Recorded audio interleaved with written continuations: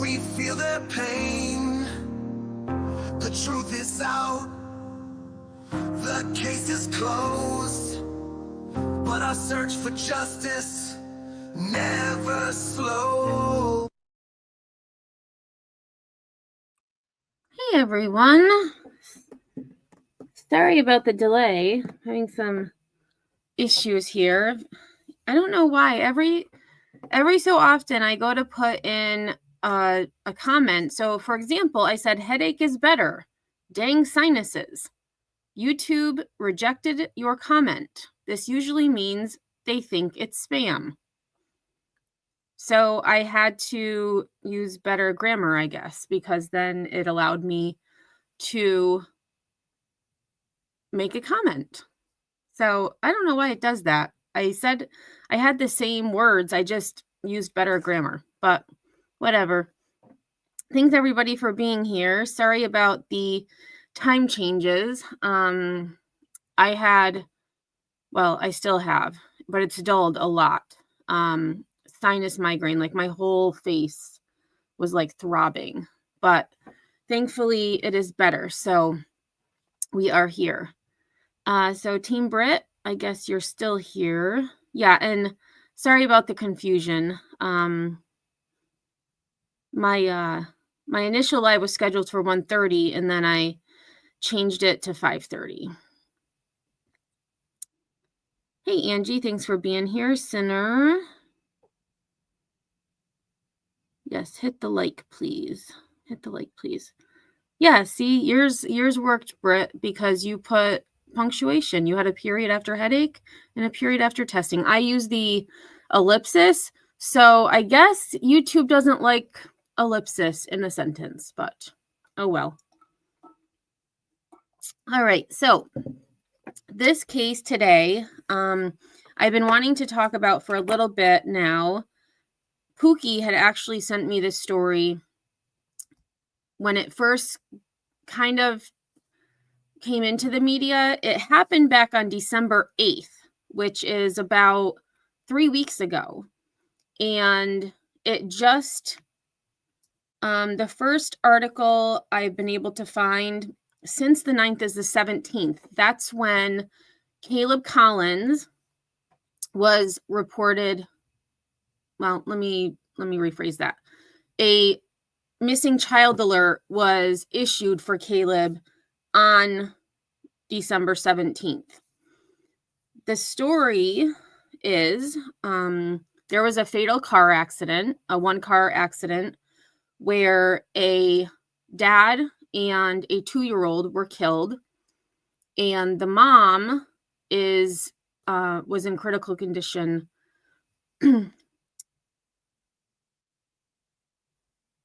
Now I'm second guessing myself. Yes, because dad and mom were both airlifted to the hospital. Dad did not make it. So dad and the 2-year-old were killed. Mom is still in the hospital. Well, turns out they had another child, a 1-year-old. And the 1-year-old wasn't found. And so, searchers, in one of the clips I have, you will see what remains of the truck, and the fact that anyone survived is a miracle. So they thought, because all of the other occupants had been ejected, that the other baby had been. Can't find the baby. Well, turns out little Caleb was last seen on September 4th, 2024. 4 months before this fatal accident. And it's interesting because the dad posted on Facebook so his Facebook is shut down, but there were 2 posts that the public can see. And one of them had to do with Caleb and Caleb's condition, which I found also interesting. It's a very bizarre case, and this little boy is somewhere.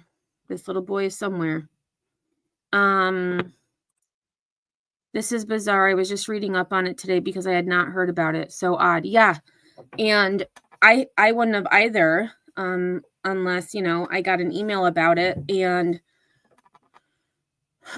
oh, and I forgot another part of the story. So December 8th is when the accident happened. On December 11th, the grandfather was arrested for failure to report a child missing because Grandpa lived in the home with the family. So Grandpa is, I believe his bond was $100,000. So I believe he's still he's still being held. And then a week later is when Alabama issued a missing child alert. It's very bizarre indeed. Could this be similar to Harmony Montgomery case? See, I didn't follow that case much. I know the main details, and possibly because she had not been seen for, I feel like she hadn't been seen for years, but like I said, I didn't follow it closely, but I remember they moved from apartment to apartment and she wasn't with them. Possibly, but what I've read is that Caleb had some health challenges, and I don't know. All I know is that this little boy is missing and somebody knows where he is, because at 1 year old, I don't think he could walk very far. So, hey, Willow Johnson, how are you? So let me add this. So the first article that I was able to find in relation to this was when the accident first happened. So this was back on December 9th. The crash happened on December 8th around 10:30 a.m. So Jasper Toddler killed, 2 seriously injured in fatal Fayette County wreck Sunday. And so the 9th was... Okay, 9th was a Monday, so it was that Sunday, which is the 8th. Makes sense. So it says, a single vehicle crash Sunday morning in Fayette County has claimed the life of a toddler from Jasper. The crash happened just before 10:30 a.m. December 8th on Fayette County 73 near Morris Cemetery Road, about 2 miles south of Glen Allen. The 2-year-old child was fatally injured when the pickup in which the child was a passenger ran off the road and into a tree.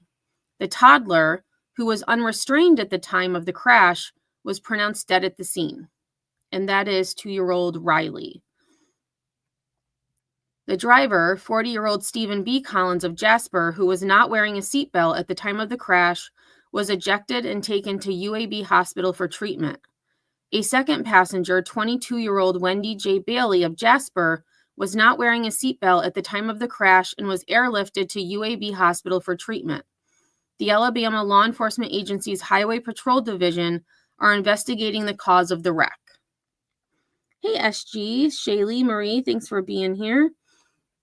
So, at this time, Mom and Dad both had survived the crash. The 2-year-old had not. Law enforcement had not realized that there was another child at the time. So this was again December 9th. So we're going to go to first clip. So fast forward to December 17th. That is when law enforcement issued a statement. So this is when the media really started picking up on the story, asking questions. Oh, shoot. Actually, we're not going there yet. I just realized I made a mistake in my timeline here. We're going to go to this article first. And this is from December 16th. December 16th. So, alert, 1-year-old missing in Fayette County after wreck that killed father and infant sister.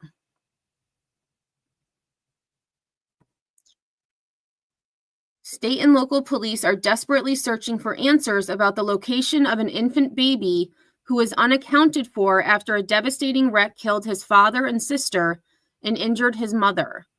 In a Monday press release, the Fayette County Sheriff's Office and the Alabama State Troopers said they jointly responded to the catastrophic accident on December 8th.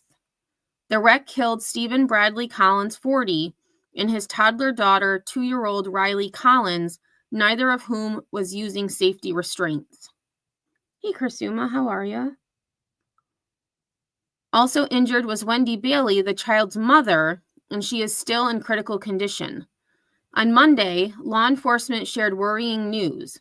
Bailey and Collins have another child in common, 1-year-old Caleb Rowan Collins. The infant is still unaccounted for after the wreck, which killed his sister and father and gravely injured his mother. The Sheriff's Office and Alabama Law Enforcement Agency are investigating and asking that anyone with any information about Caleb to contact police immediately. So I am going to read the statement that law enforcement issued. And for those of you just coming in, we are discussing a case out of Fayette County, Alabama, where there was a fatal car accident. A dad and 2-year-old girl were killed. Mom is critically injured. And law enforcement discovered that they also had a 1-year-old child that was not located at the scene of the accident. So, Fayette County Sheriff's Office press release. On December 8th, 2024, Fayette County, let me see if I can make that bigger. Nope, guess not. All right, I tried. On 12/8/24, Fayette County Sheriff's Office assisted Alabama State Troopers at an accident scene on County Road 73 near the Glen Allen community. The accident claimed the lives of Stephen Bailey Collins and Riley Collins. Wendy Bailey was also an occupant of the vehicle and is currently listed in critical condition. On 12/9/2024, law enforcement was notified that Stephen Collins and Wendy Bailey had another child that was unaccounted for. The child was identified as Caleb Rowan Collins, 1-year-old. Fayette County Sheriff's Office, along with the ALEA SBI, are investigating the case. We are requesting that anyone that has any information regarding the whereabouts of Caleb Rowan Collins to please contact the Fayette County Sheriff's Office. And again, that was on December 16th. Hey, Wani. Okay, so now we're going to get to the clip that I have. And so by this time, because they've already realized that this child is unaccounted for, because Grandpa, who was living with the family, was arrested on December 11th for failure to report a child missing. And we're going to get more into the Grandpa's charges a little bit later on. New developments in the case of a missing 1-year-old from Fayette County. The child's grandfather faces charges. He failed to report a missing child. ABC 3340 Cynthia Gould joins us with more on this case that has so many questions left unanswered. Cynthia? Brenda, the Alabama Law Enforcement Agency issued an emergency missing child alert for Caleb Rowan Collins earlier today, more than 24 hours after we started pressing for answers in this very complicated case. Caleb's father and sister were killed in a traffic crash 9 days ago in Fayette County. His mother remains in critical condition, but all evidence points to Caleb being missing. And let me just pause that quick. So here is little Caleb.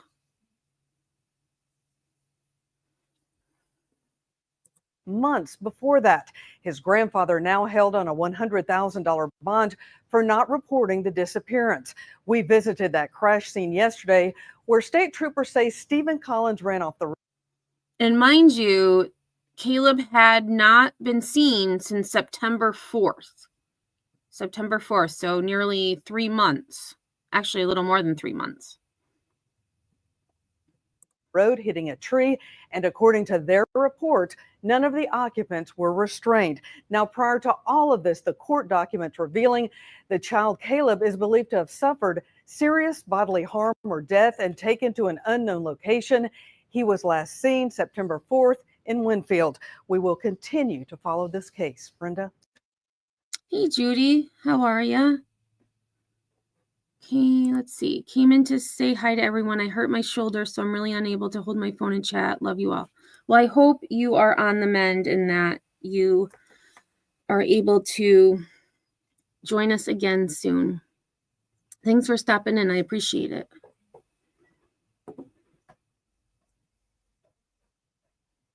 All right, so now speaking a little more about Grandpa. This article is from News 9 ABC. And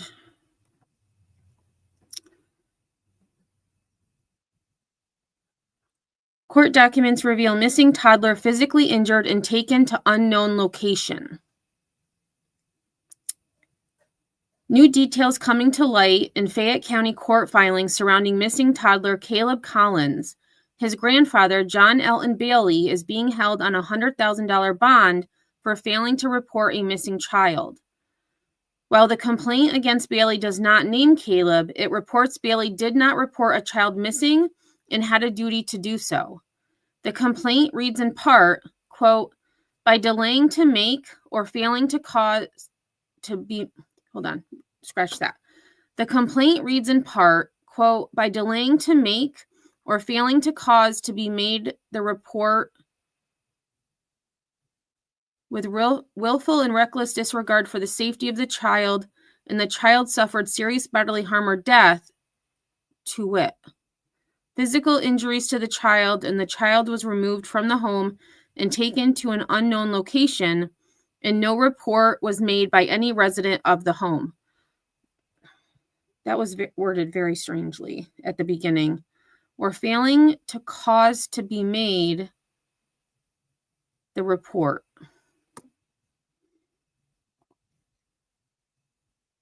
Oh, no, Judy, you're okay, not serious, but still, it's kind of stinks. In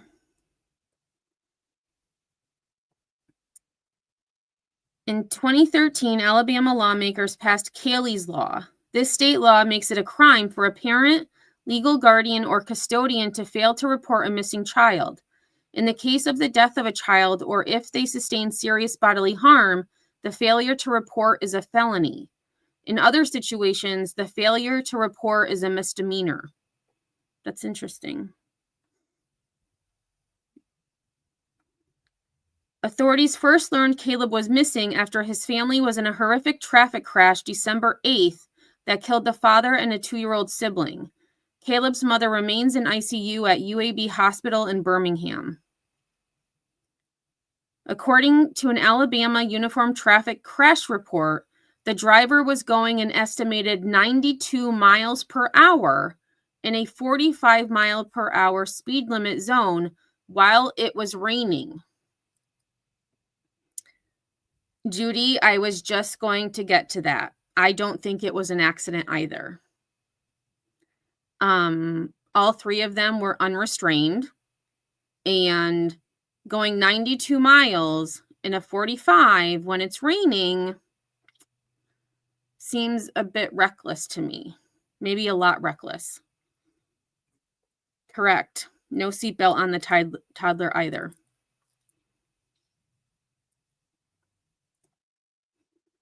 The report indicates the vehicle was negotiating and the driver is believed to have been driving aggressively. This is believed to have contributed to him not being able to operate his vehicle safely on the wet roadway. The vehicle eventually spun off the road and struck a tree, with impact being in the left rear door area. This caused the car to spin once again before it finally stopped northwest. The driver was ejected.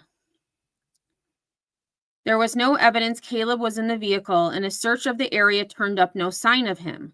It was learned Caleb had not been seen in months. The last report he was seen alive was on September 4th, 2024 in Winfield. Bailey lived with the family in a home on Highway 129 near Winfield, according to relatives. And again, that is Grandpa.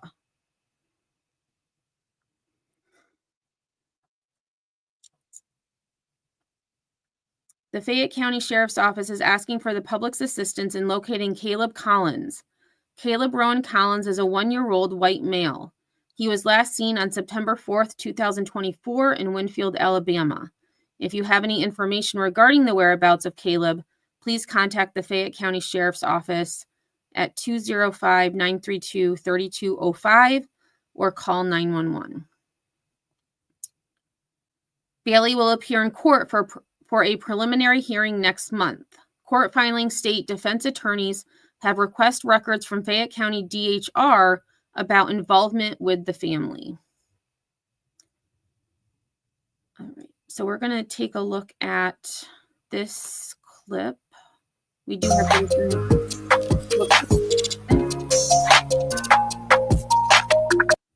According to court documents, Caleb Collins was last seen in early September in Winfield.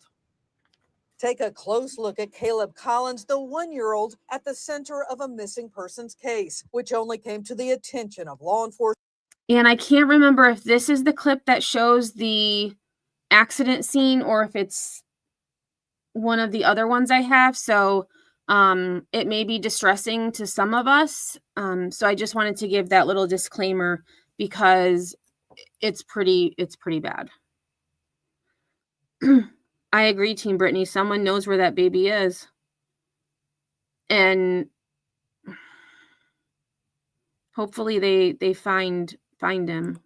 After his parents and sister were in a horrific crash here at this location, less than a mile from their home. A damaged tree shows the impact. 2-year-old Riley killed. Her father, Stephen Collins, also died. The mother in ICU at UAB Hospital. Authorities alarmed after another family member inquired about the whereabouts of Caleb. There was no evidence of him at the crash site after a thorough search. Then the investigation revealed he had not been seen in months at the family's home near Winfield. The father in a Facebook post referring to Caleb as being ill.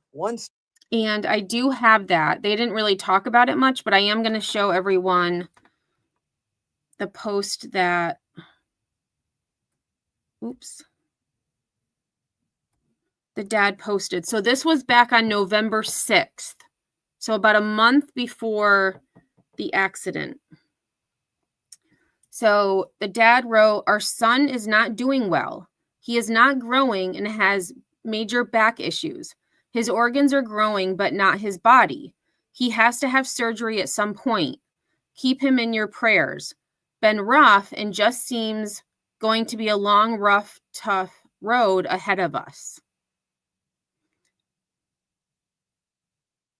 So based on that post, it appears that Caleb was still alive, although he was having some health issues. However, as I said, it was only this post and another post that were public. Everything else was shut down on his Facebook page, which I find a little suspicious, so to speak. Hey, Green, how are you?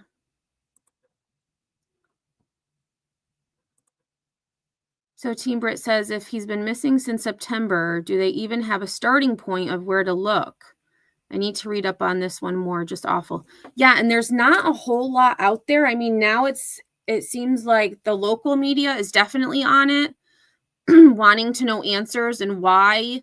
I mean, the media, this news outlet that we were just looking at, News 9, they actually started asking questions. And so now it's starting to gain a little bit of momentum, but a lot of, I'm not sure if they would have even, Grandpa was arrested December 11th. And, not much. I couldn't find much from the 9th to the 17th, 16th. SG says, does anyone think brakes cut? No, I don't think so. Oh, and Team Britt said, I don't personally, just because of all the other things surrounding this, the speed, no seatbelts, etc. Yeah. Yeah, Grain, I get it. It is. It's tough. Wani says, oh my goodness, I hope they didn't do anything to him and guilt of being caught, caused this accident. Yeah.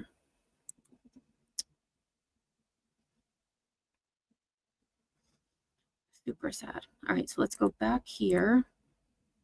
Story, he was living with a friend. Another that he was staying with a family member. Now his... Okay, let me just rewind that, because this is where the stories start to get a little bit convoluted, because some believe that he was staying with a family friend. Some believe he was staying with another family member. Nobody knows where this baby was, it appears. In a Facebook post referring to Caleb as being ill. One story, he was living with a friend. Another that he was staying with a family member. Now his grandfather in the Fayette County Jail under suspicion for not reporting Caleb missing. Other troubling signs were the parents and Riley were not wearing seatbelts. No visible skid marks of braking before impact. Okay, so there, I had missed that initially as well. No signs of skid marks or trying to stop. And here you can actually see you can still see in these the indentation of the wheels. So they, went right there. Now, Aaliyah and SBI have joined in this search. So far, the sheriff's office and investigators not returning calls or answering any further questions. Muriel? Cynthia Gould reporting. You can find more information about Caleb and the investigation on our website right now, abc3340.com. Yep. Okay, so we're gonna, let's see, skip over to our next clip. And this is also from the 19th.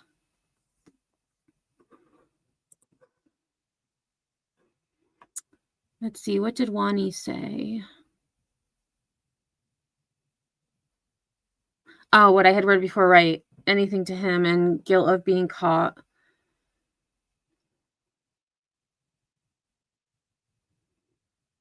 And I don't know, like, the health history of Caleb, if that post was accurate, if there was something where his organs were growing, but he wasn't. And sadly, mom is, based on what I've read, still unable to speak to law enforcement.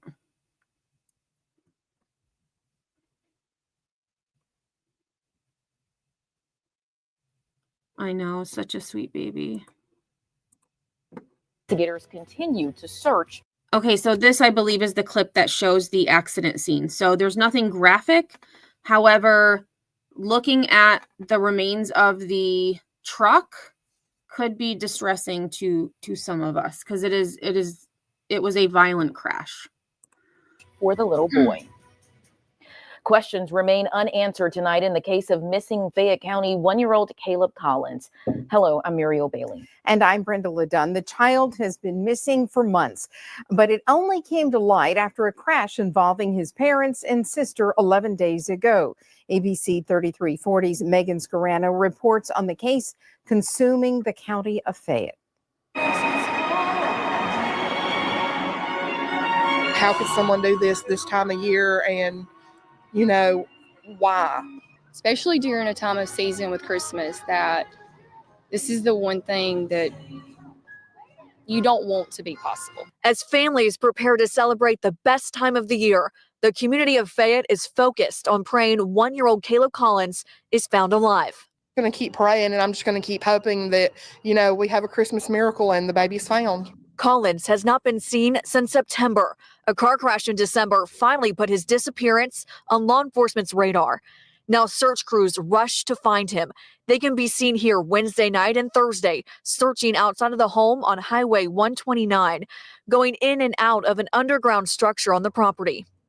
And so this is interesting because the news had thought that this may be some type of storm shelter or other structure, but it appears, just based on the aerial view, that, you know, this family had a lot of property. And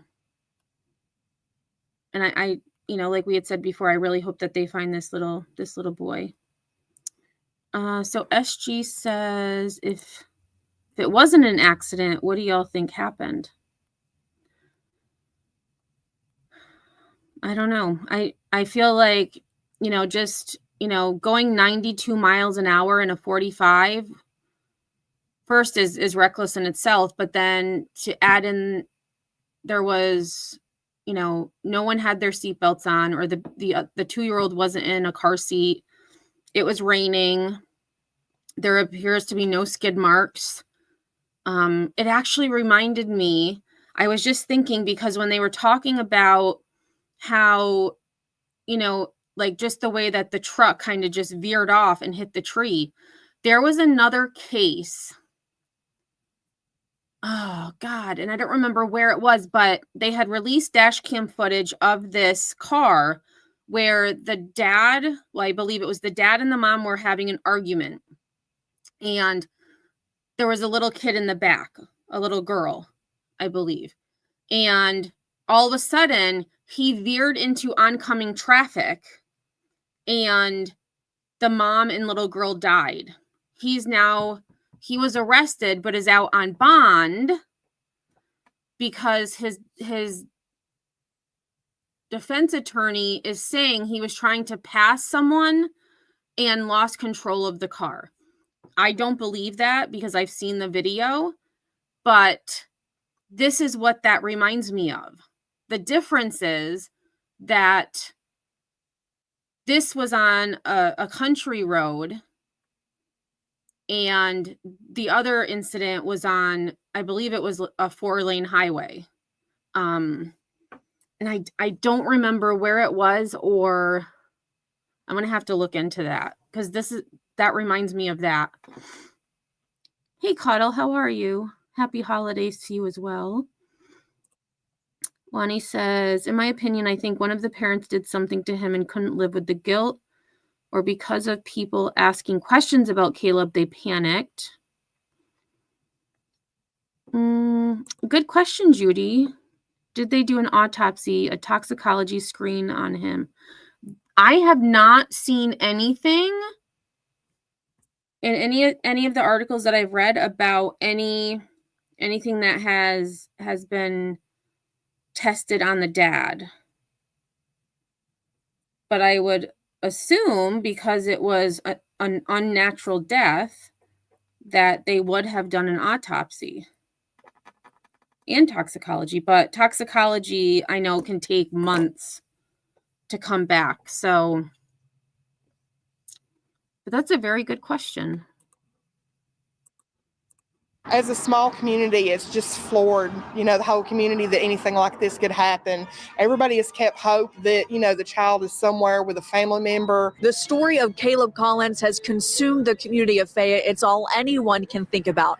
Everyone anxiously awaiting updates on the missing boy. The DA says he is aware of the public's concern, but investigators must balance transparency and the integrity of the case. It's just a chain reaction in a small town. Once anybody hears anything, everybody's going to see if they can find from any family, any friends, anything and everything.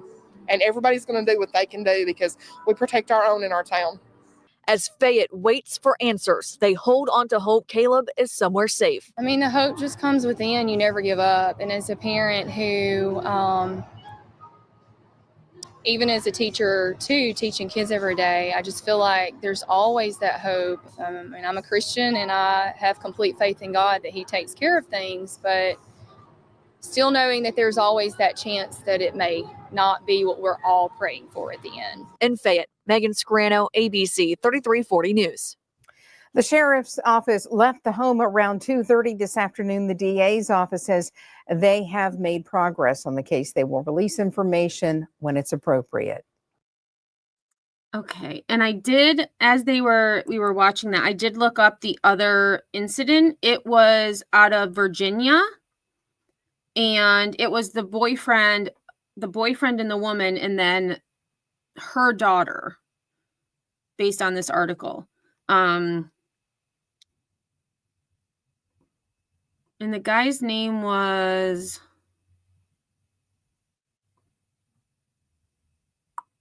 Mustafa El-Jazari.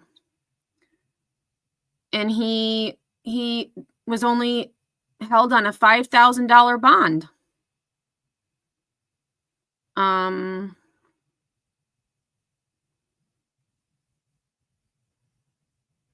Okay, but all right, let's go to this. I'm not going to show the video because it's pretty hard to watch, but this is what this case is reminding me of a little bit. The difference is there was no missing child in the Virginia case, but the actions of the driver seem similar. So, dash cam video shows terror on woman's face moments before double fatal crash. Judge grants boyfriend bond. So, dashboard camera video played in court shows the terror on a woman's face as her boyfriend drove into oncoming traffic, killing her and her 5-year-old daughter. But a judge said the prosecution didn't prove the defendant would be a danger if released on bond. A judge in Northern Virginia granted Mustafa El-Jazari $5,000 bond, but put a hold on the order so the prosecutor can explore an appeal. El-Jazari has been jailed for more than a year on 2 counts of second-degree murder, accused of intentionally causing the crash. And personally, after seeing the video, and I will share this article in chat if anybody wants to go and watch it.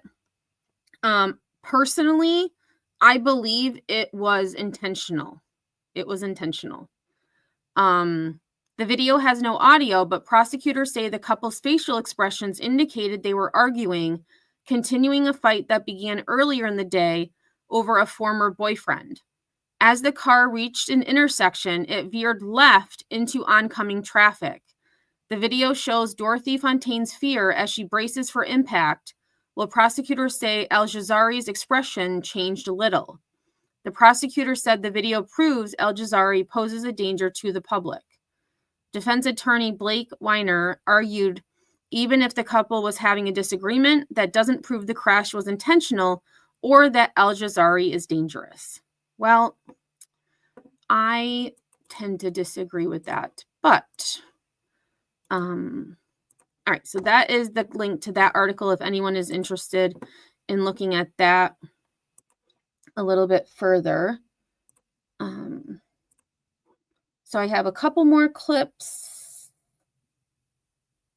and then I have one last article, and then we'll kind of discuss and see what we think.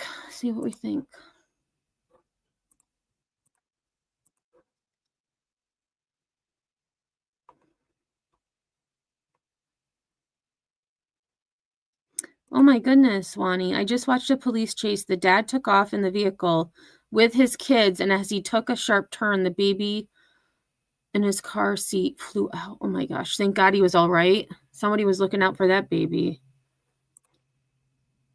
There are numerous stories of drivers trying to unalive themselves or unalive another person in vehicle by crashing. That is true too.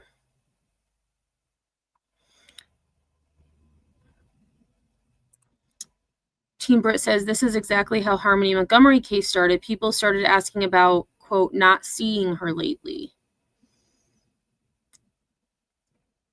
And I don't know, the population of, what did they say? Was it?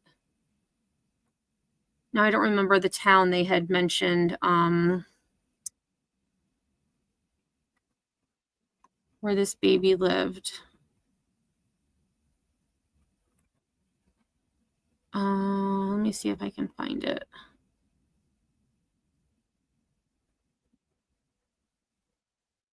See, a lot of it was wind something.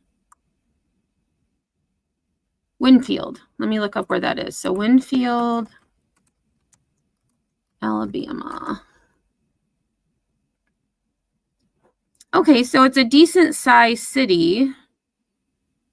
It has about 5,000 people as of 2023. So, I mean, not huge, but, you know, decent size. And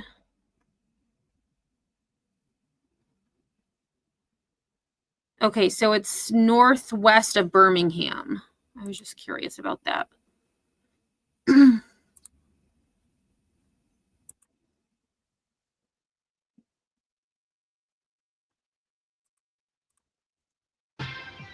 The search continues for one-year-old Caleb Collins. His disappearance came to light after a deadly wreck in Fayette County.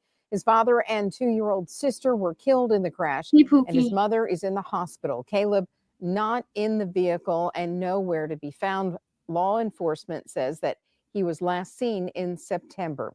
We continue to stay on top of the story. ABC 3340's Valerie Bell joins us now from the home, and this clip was from December 20th, so just a few days ago. So mom is still in the hospital. You know, I hope that she will recover from her injuries. And that hopefully she can, you know, shed some light on this. which has been the center of the search. Valerie?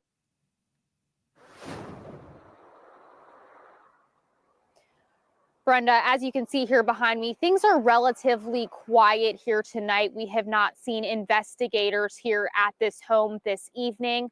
Right now, there are just so many unanswered questions at this point. Law enforcement searched the home at least twice this week, Wednesday night and Thursday morning. Investigators spent much time with canines in the backyard and woods around the property. There was also a focus on this underground structure, which looks like it may possibly be a storm shelter. It's unknown if any evidence was found during those searches that would lead to finding one-year-old Caleb Collins. The entire community is just praying that this baby is found safe. According to this alert issued by Alabama law enforcement agency earlier this week, Caleb was last seen in Winfield on September 4th. So why was he not reported missing sooner? It's very concerning that we have a missing baby. Just devastated. Even as a parent, hard to process that something this heartbreaking could happen in our area. The child's grandfather now facing charges with failing to report a missing child. It's unclear if he's cooperating with law enforcement, and his attorney not commenting to ABC 3340 on the case either. Caleb's disappearance was brought to light after a wreck with his immediate family members on December 8th. His father, Stephen, behind the wheel, driving twice the speed limit, according to the crash report. The pickup truck reportedly left the road and hit a tree. As a result, he and Caleb's 2-year-old sister were killed. Caleb's mother was flown to UAB. Aaliyah says none of them were wearing seatbelts. If the accident happened December the 8th and Dad died, Mom's in the hospital, sister died, why hasn't, what took everybody so long to realize there's another child? Somebody knew that there was a second child. So what happened? Mm-hmm. Again, that question remains. What happened? And that lady has a great point. Why did it take? I mean, it took a day for investigators to realize that there was another child. But why didn't Grandpa come forward and say, "Hey, there was another kid"? Although maybe Grandpa did. Maybe Grandpa came and said, "Hey, there's another child," but based on what I've read and what we've heard, I don't think Grandpa was maybe so forthcoming with the information.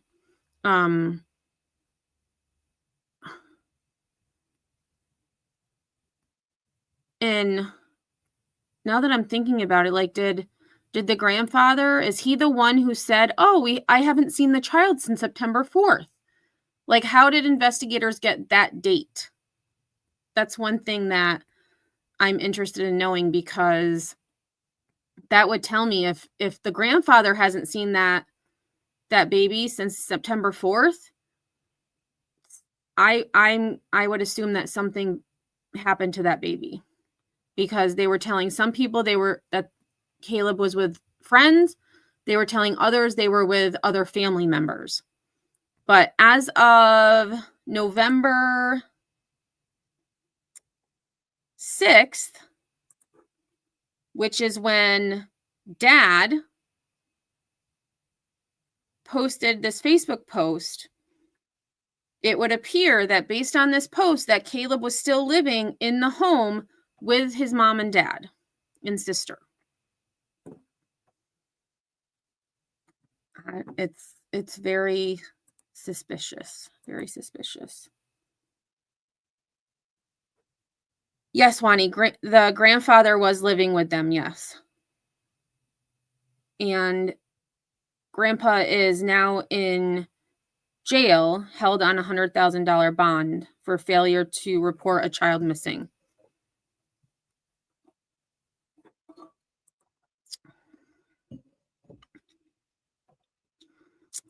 Team Brit says, my first question to the mom would be, can you show me what you got Caleb for Christmas? The wrapped gifts. If there are 0, then that's a red flag. Possibly. I know for me though, I didn't do my gift shopping until like last week. Well, maybe the week before. I always wait till the last minute, but I feel like parents would probably start a little earlier. But yeah, I mean, just doesn't make any sense. To 1-year-old Caleb Collins. We have reached out to the Fayette County Sheriff's Office. I stopped in there this afternoon and was told that the sheriff was gone for the day. Of course, we will continue to stay on top of this story and bring you any updates as they become available. Live in Fayette County, Valerie Bell, ABC 3340 News. Right, but at the same time, Team Brit, even if, I saw you said they could be last minute shoppers, but maybe rephrase the question to say, what were you planning on buying? Or,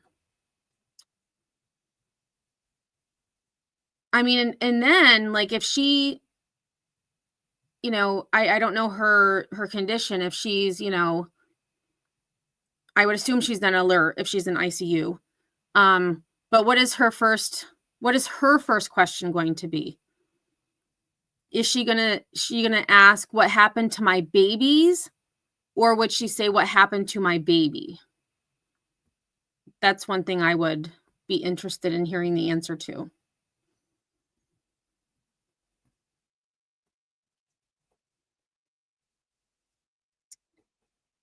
All right, so I have one more clip, and this is also from the 20th, but it talks a little bit more about Grandpa. And then I have one last article we're going to take a look at. I mean, Wani, it's possible. I mean, looking at that truck, I mean, it's... We continue our coverage there. This is where it's now been 2 days since an emergency missing child alert was issued for a 1-year-old boy. Your reporter, Jillian Brooks, is live now in Winfield with what she's seeing and hearing about this case. And Jillian, what's the latest information?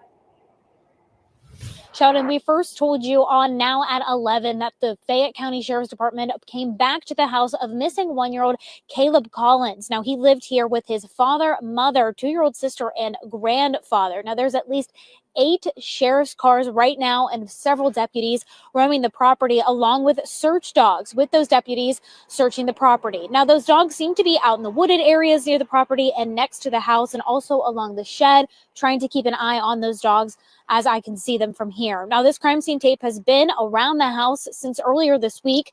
Sheriff's deputies were on site late last night, but they aren't answering any questions about why they are here. Now, this mysterious case was the topic of conversation in town, and people people living here tell me their feelings are changing. First, it was heartbreak over this crash 10 days ago where a 2-year-old girl and her father were killed and a mother critically hurt.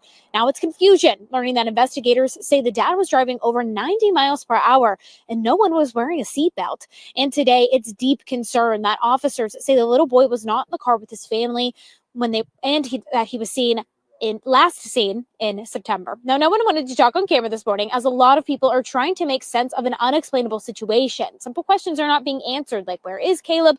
How is it that a little boy could be missing for 3 months? Now, one person who might have those answers is John Elton Bailey, Caleb's grandfather, who was charged with failing to report a missing child. Court records say he also did not report physical injuries to that child, which he had a duty to do as a custodian. Now, we're continuing to ask questions. We are continuing to watch this scene. We will have crews here all day long. But for now, reporting live in Fayette County, I'm Jillian Brooks for WBRC 6 News on your side. And I was just thinking about that law that they said Alabama passed. And I was going to see if I could find, here it is, Cassie Carley law.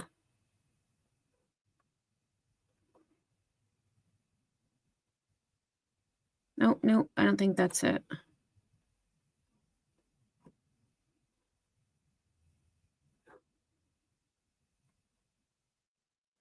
Nope, that's not it. Okay, so I'm going to have to, Florida has a law similar to the one Alabama has. I'll have to look for that. Okay, so the last article I have, see you, Team Brit. Have a good one. Yeah, I'll definitely keep them warm. When I woke up this morning, it was 0. So, I mean, it's better than below 0, which it was when I went to bed last night. But when I woke up, it was 0. So.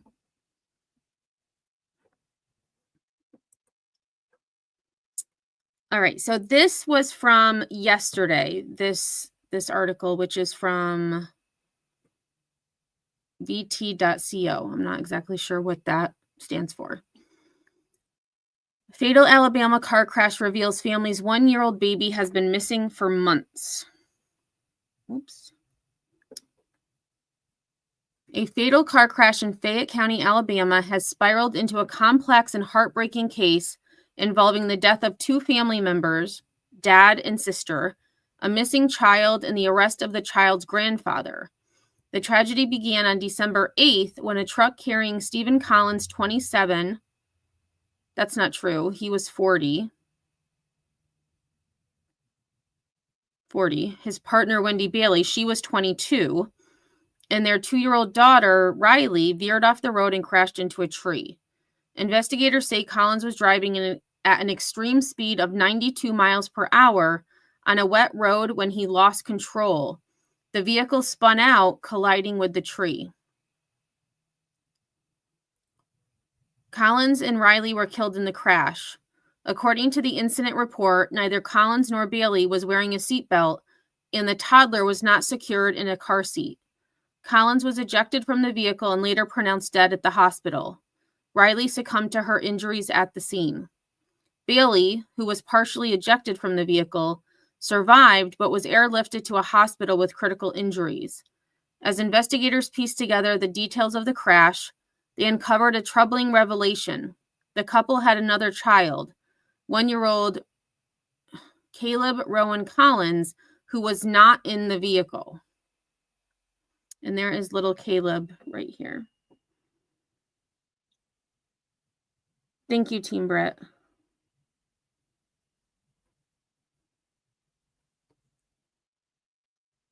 Authorities were only made aware of Caleb's absence the day after the crash on December 9th. Right. So why? So I agree with that woman in that earlier clip, because when the accident happened, why wouldn't Grandpa have said, "Where's the other baby?" that day?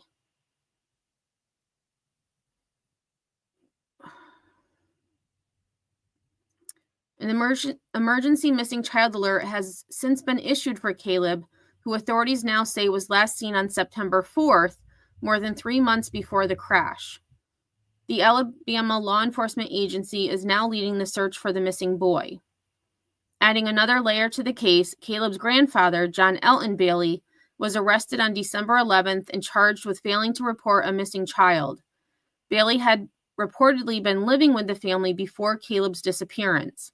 He remains in custody at the Fayette County Jail and is being held on a $100,000 bond.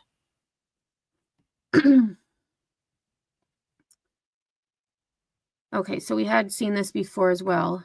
WKRG reports that court filings show John Bailey has been charged as having failed to report a missing child by delaying to make or failing to cause to be made the report with willful and reckless disregard for the safety of the child, and the child suffered serious bodily harm or death, to wit, physical injuries to the child, and the child was removed from the home and taken to an unknown location, and no report was made by any resident of the home. The child's uncle, Dwayne Collins, told WBRC in an interview, "Please let me know where he's at and if he's okay, so we can find out what's going on. The whole family, we just don't know. Just please let us know where he's at and bring him back to the family," the exasperated uncle said. Neighbors have told investigators that Stephen Collins claimed Caleb had gone to live with relatives because of illness, per a local ABC News affiliate. Family members also said they were told Caleb had significant health issues. Caleb is described as having blonde or strawberry hair and blue eyes. A Facebook post shared by Collins on November 6th, nearly 2 months after Caleb was last seen, raised further questions about the missing boy's condition. Authorities are continuing their investigation into both the crash and Caleb's disappearance. The circumstances surrounding the family's statements about the child and the grandfather's failure to report him missing remain under scrutiny.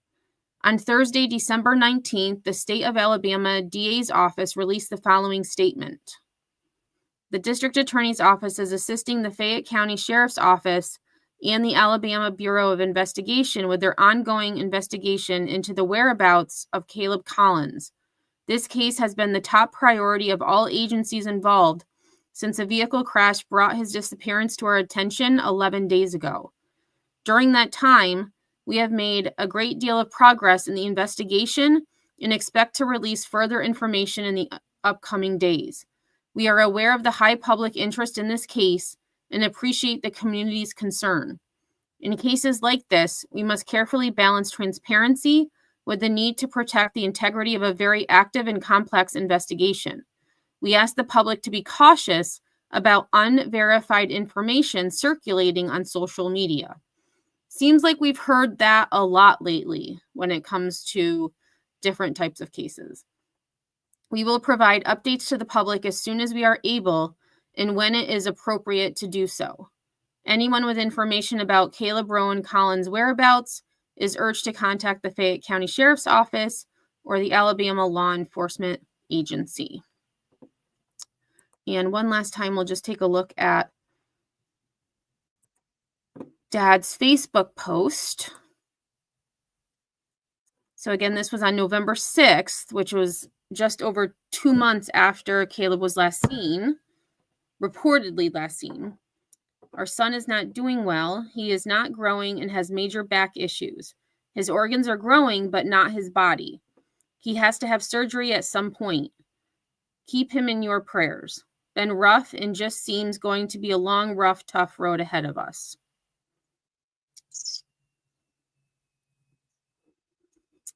So that is where this case is at. And I just wanted to look up. Okay, let me look up this Alabama law. I just read the name of the law and I can't remember it.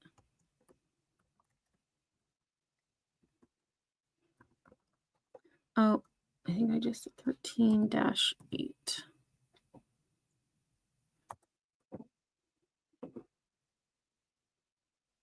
Caylee's law. Okay, here it is. So Caylee's law.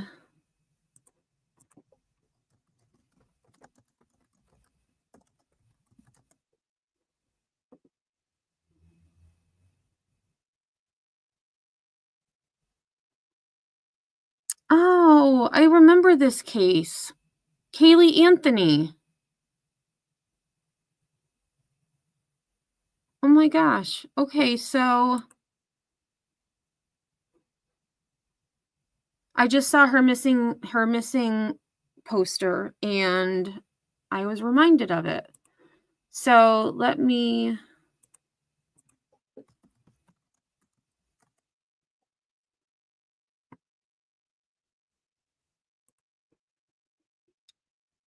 I'm just going to share this.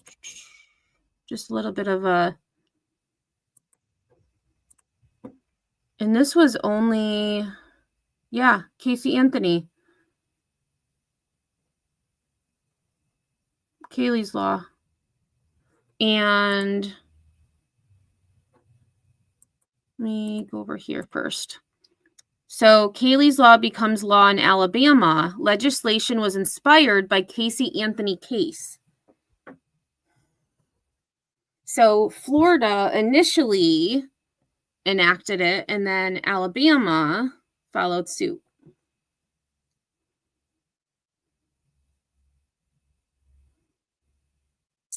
Oh, Maya Rudd? I've never heard of that one, Pearl. Maya Rudd case. I feel like these cases happen more than we know. So this was back in 2013, so just about 11 years ago. Alabama has joined other states in approving legislation inspired by the Casey Anthony case that will make it a crime to fail to report a missing child.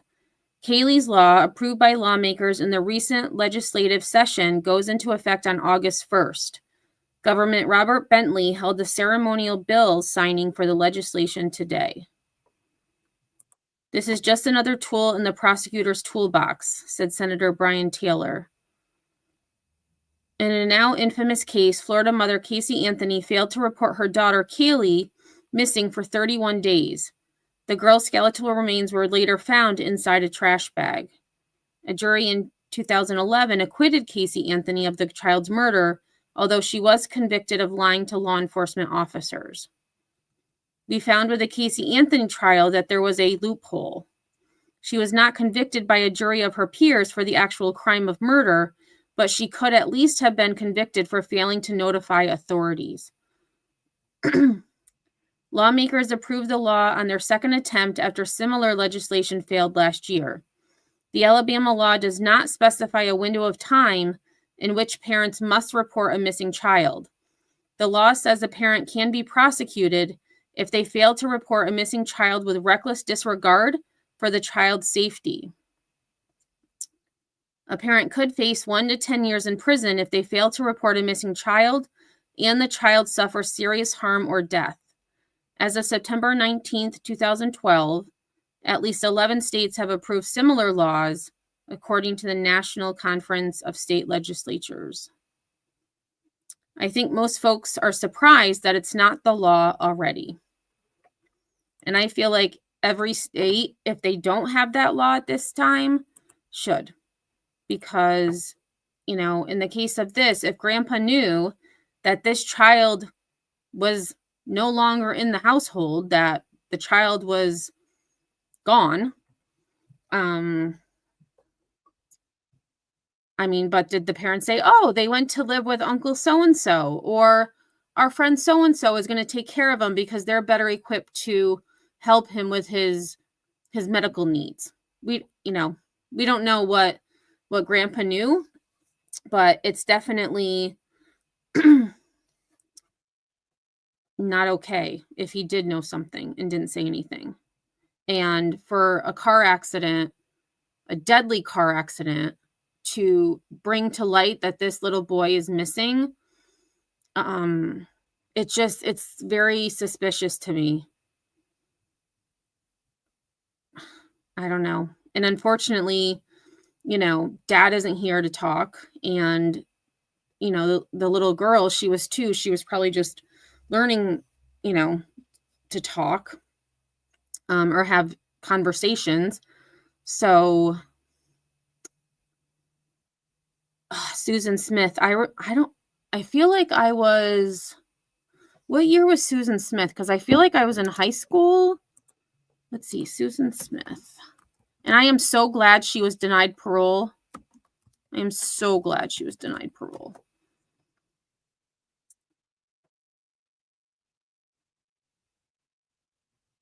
Oh, 1994. So I was in high school. All right. So I remembered correctly. 1994. And then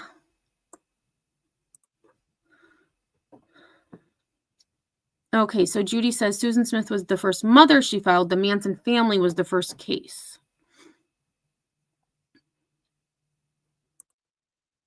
Wani says Casey Anthony was the first cases that I filed from beginning to end.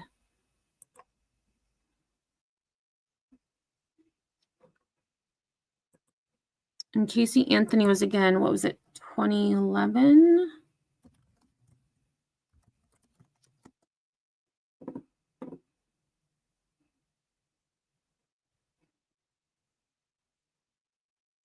Oh, 2008.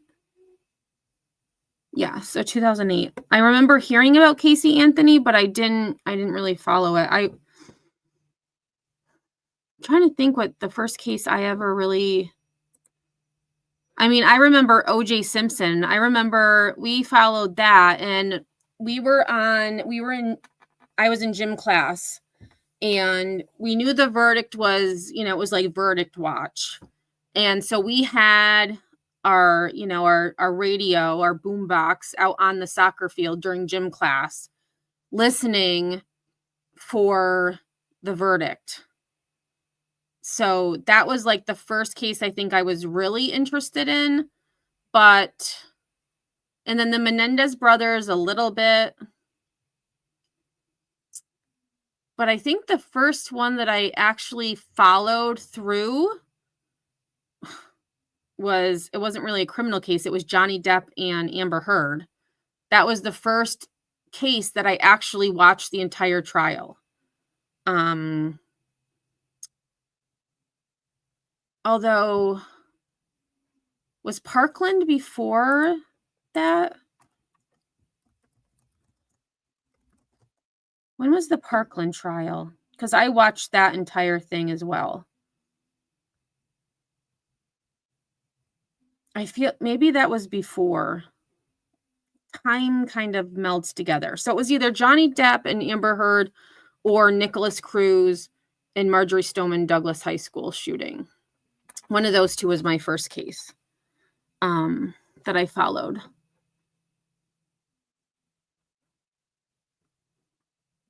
SG says, I've always followed true crime.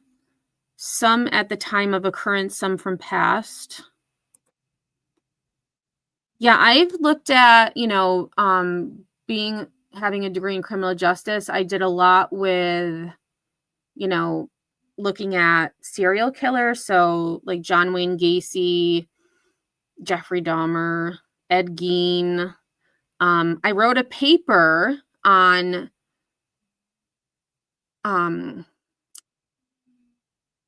Elizabeth Bathory, who was a woman. She is believed to be the first female serial killer. She was a very wealthy woman who would, what's the word?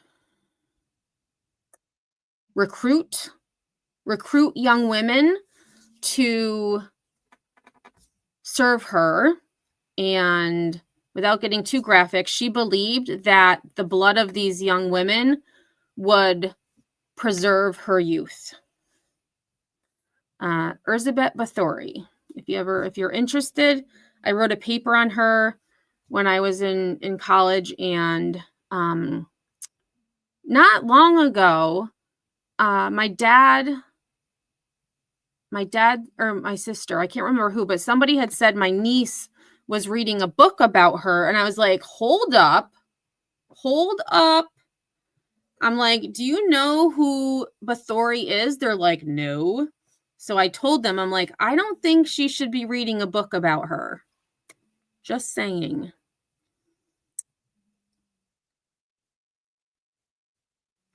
Have I heard of Ayla Reynolds? No, I have not. Ayla. Oh my gosh, there was a girl. I used to work at an old job. There was this girl. Her name was Ayla. I haven't thought about her for years. Wow. But I did write that down, so I'll take a look at that too.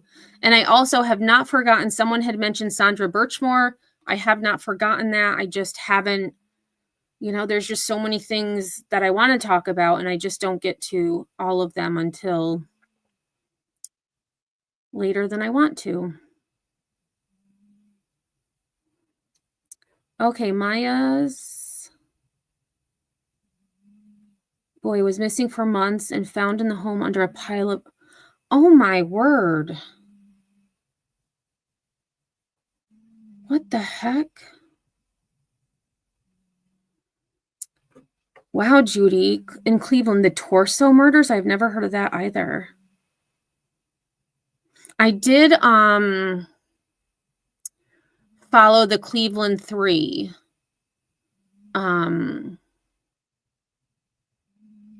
Amanda Berry, Gina De Jesus, and oh my gosh, Amanda Berry, Michelle Knight. And I have read their books. I would definitely recommend reading their stories. And thankfully, Ariel Castro is no longer on this earth. He's a coward. And I'm so glad that they ripped down that house, that they tore down that house, because, hey, Pink Poppy, I like that name. Yes, Countess Elizabeth Bathory. Oh, somebody else has heard of her. Yeah, super interesting. I mean, okay, part of your genealogy is Romanian. That makes sense, yeah.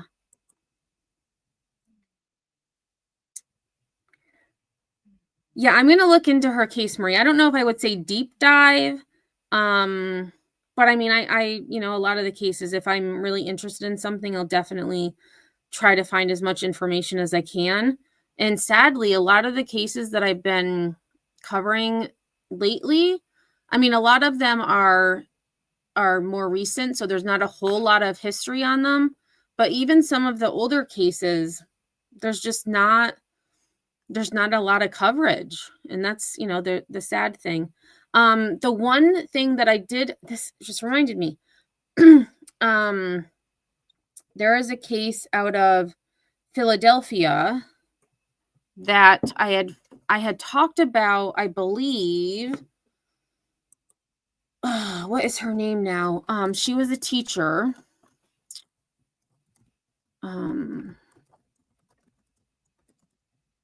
And I just want to find her name. Ellen Greenberg. Her death was ruled a suicide.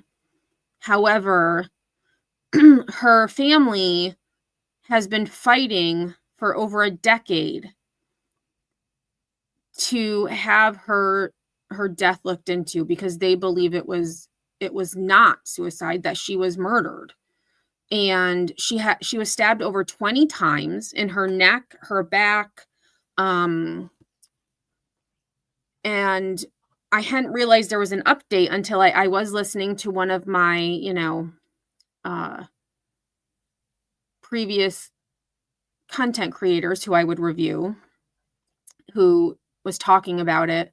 And I was like, oh my gosh, there's an update. So I looked, and a judge is definitely looking into this and saying that something is awry. I'm going to look more into it, because when I first talked about it, I don't think it was kind of just like, not in depth. So I'm going to look at that more, because I don't think it was, I don't know. It's so hard to say.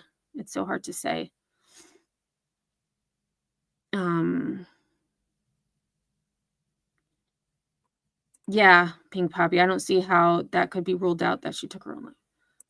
I mean, and yeah, I'm going to look into it because I feel like that would be a good case to talk about. And, it's just, I don't know. It's very suspicious, and,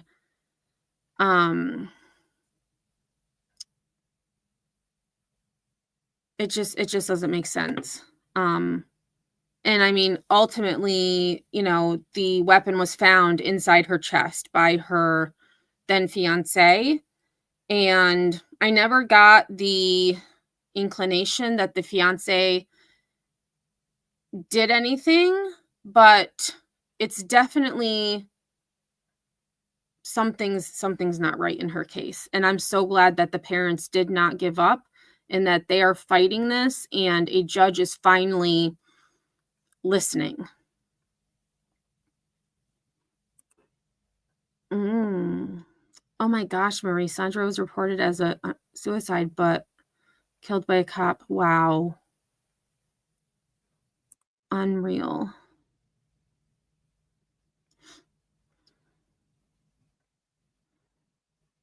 Oh, and then Ayla Reynolds' wrongful death lawsuit have settled the case. It has been more than a decade since 20-month-old Ayla vanished from a home in Waterville in December 2011. These cases are just so wild, and it's not getting any better. I feel like some of the crimes being committed are so heinous and so heartless. It's hard to wrap your head around how people can be so vile and evil and inhumane. It's crazy. All right, y'all. Well, thanks everybody for being here. I will definitely be following this case, and oh, hang on. Before we go, I just remembered I did want to talk about this. I'll probably bring it up on another live, but for those of you who followed Taylor Casey, the woman who went missing from a yoga retreat in the Bahamas, her mom and friend, Emily Williams, I believe her name was, there was a new article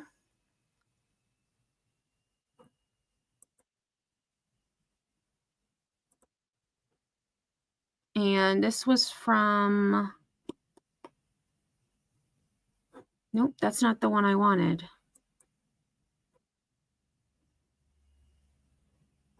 Crap. Hold on a second. I thought it was in my email, but Taylor Casey.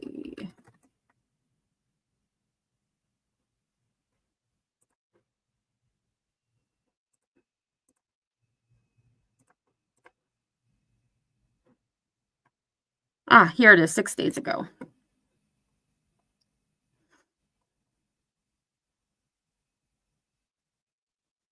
Nope, this isn't the one either. All right, I'm going to have to find it. It was about her mom and friend Emily had talked about how the FBI has not looked into her phone yet. They haven't analyzed it. And now I can't find the article. So I will definitely, let me write myself a note. That will definitely be an update on our next live, which will probably not be, if I do go live again, it will probably be on Friday. On Friday. All right. So thanks everybody again for being here. Check out baby Gabriel Johnson. I'll write that down too.